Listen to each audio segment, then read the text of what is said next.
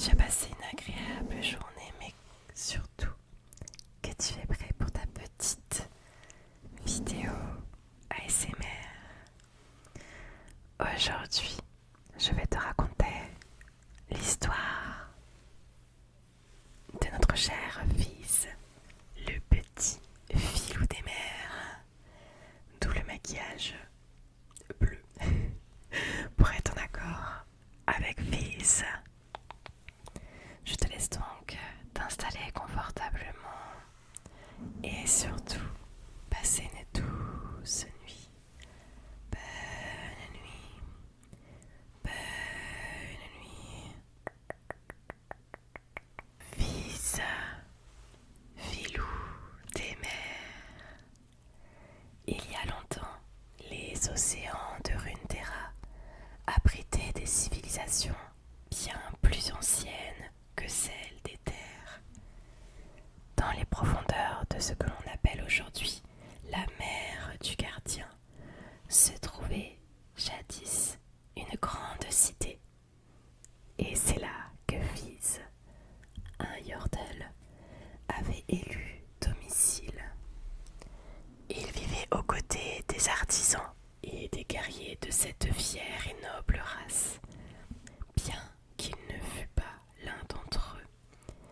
Il le traitait en égal, car il appréciait toujours son esprit joueur et les récits de ses aventures rocambolesques. Mais le monde changeait. Les océans se réchauffaient, poussant de redoutables prédateurs à quitter leurs fosses, alors que d'autres colonies avaient cessé de donner signe de vie. Les dirigeants de la grande cité n'étaient toujours pas d'accord sur la façon de répondre à cette menace. Fils décida de ratisser les mers pour retrouver des survivants ou quiconque aurait des informations sur ce qu'il s'était passé. Puis, en un jour funeste, arrivèrent les gigalodons. Ces gigantesques requins-dragons immobilisaient leur proie d'un simple cri, et les avenues de la grande cité furent vite baignées de sang. Des milliers périrent en quelques heures. Dans leur fureur, les monstres marins fracassèrent les tours et les temples. L'odeur du sang dans l'eau parvint jusqu'à Fils, et celui-ci rebroussa chemin à toute vitesse, déterminé à participer au combat et à sauver la cité. Malheureusement, il arriva trop tard. Il ne restait plus rien de la cité. Lorsque les débris de la destruction retombèrent, il n'y avait pas le moindre survivant. Tous les bâtiments étaient en ruine et les gigalodons étaient partis. Seul dans les profondeurs glacées, Fils se laissa submerger par un immense désespoir.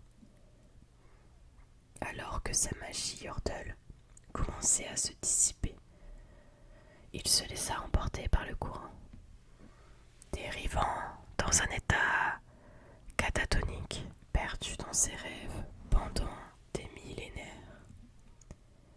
Ce n'est pas un heureux hasard qu'il finit par se réveiller. Une poignée de pièces de bronze tombèrent dans le sillage d'un énorme poisson de bois qui nageait à la surface. Ce n'était pas un gigalodon, mais Fils s'inquiéta néanmoins. Il savait peu de choses sur le monde au-dessus, mais était-il vraiment possible pour un poisson de vivre là-haut? Il remonta jusqu'à la surface et huma l'air marin pour la première fois. Il vit des gens qui vivaient hors de l'eau et qui naviguaient à bord de poissons de bois de toutes les tailles. Fils trouva cela effrayant et excitant à la fois.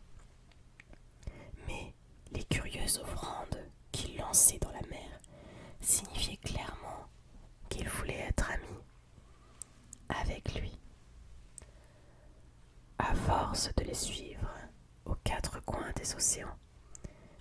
arriva un beau jour dans la ville portuaire de Bigglewater.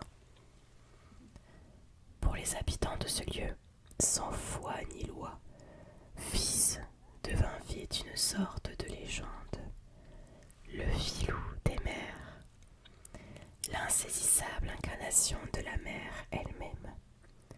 On raconte qu'il peut invoquer et contrôler de fantastiques créatures, qu'il est capable de percer la coque d'un navire avec son trident de pierre et qu'il respire aussi bien sous l'eau qu'à l'air libre. Lors des nuits sans lune, de nombreux parents mettent en garde leurs enfants turbulents. Allez vite vous coucher, ou le filou viendra vous donner en pâture aux poissons. Fizz est un naturel joyeux, mais même pour un yordle, il est particulièrement espiègle et il adore jouer des tours aux habitants de Bigglewater. Les pêcheurs les plus expérimentés savent que le filou des mers est changeant comme la marée. Il peut aussi bien les conduire à un pot au noir qu'à une zone riche en poissons. Malgré tout, Fizz n'aimait pas les avares ni les égoïstes. Et plus d'un capitaine a vu son navire fini